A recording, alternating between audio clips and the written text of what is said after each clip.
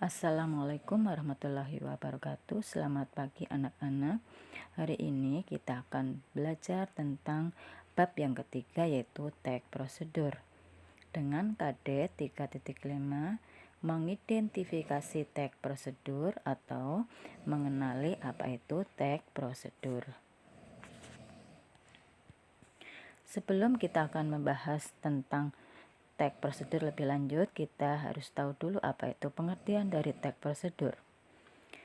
Pengertian dari tag prosedur adalah tag yang berisi penjelasan langkah-langkah melakukan sesuatu dengan benar dan urut. Jadi tag prosedur tersebut adalah berupa tag yang isinya menjelaskan langkah-langkah tentang prosedur cara membuat sesuatu atau menggunakan sesuatu atau melakukan sesuatu dengan cara yang benar dan urutan yang benar.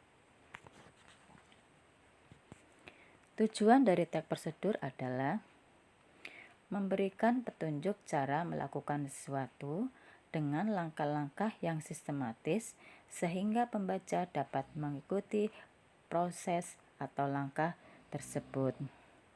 Jadi tujuannya itu agar pembaca itu bisa memahami langkah-langkah cara membuat atau menggunakan atau memakai sesuatu dengan langkah-langkah yang sistematis, benar, dan urut. Ciri-ciri tag prosedur yang pertama, berisi panduan langkah-langkah yang harus dilakukan.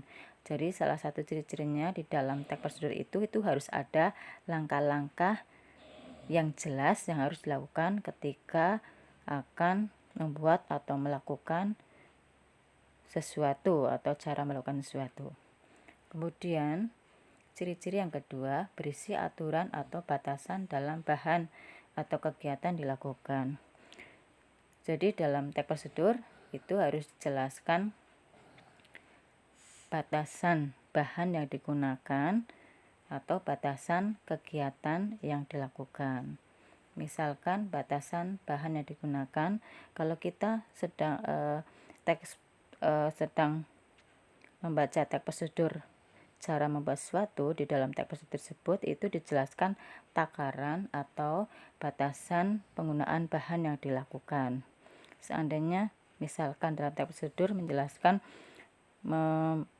memasukkan gula, harus dijelaskan gula yang dimasukkan itu berapa ukurannya atau takarannya, berapa sendok dan sebagainya. Kemudian yang berupa kegiatan itu harus dijelaskan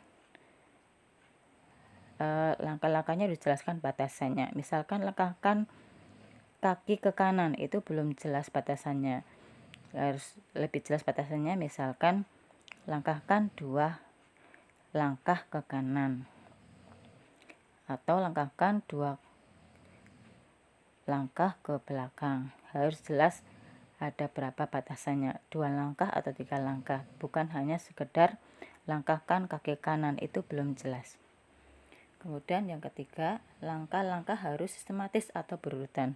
Jadi dalam tag prosedur tersebut itu langkah-langkahnya harus urutan, harus jelas, sehingga membaca itu akan lebih memahami dan lebih jelas untuk melakukan suatu yang sesuai seperti apa yang dijelaskan pada tag prosedur tersebut.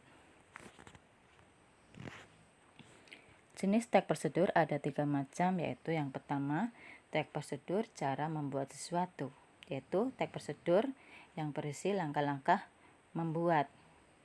Contoh, tag prosedur membuat mie goreng. Yang kedua, tag prosedur membuat bubur Manado. Yang ketiga, tag prosedur membuat gantungan kunci.